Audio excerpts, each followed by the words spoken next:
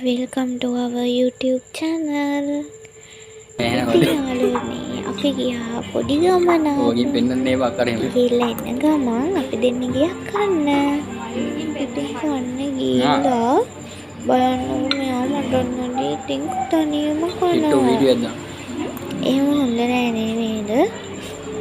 කන ගමන් හොරෙන් බලනවා.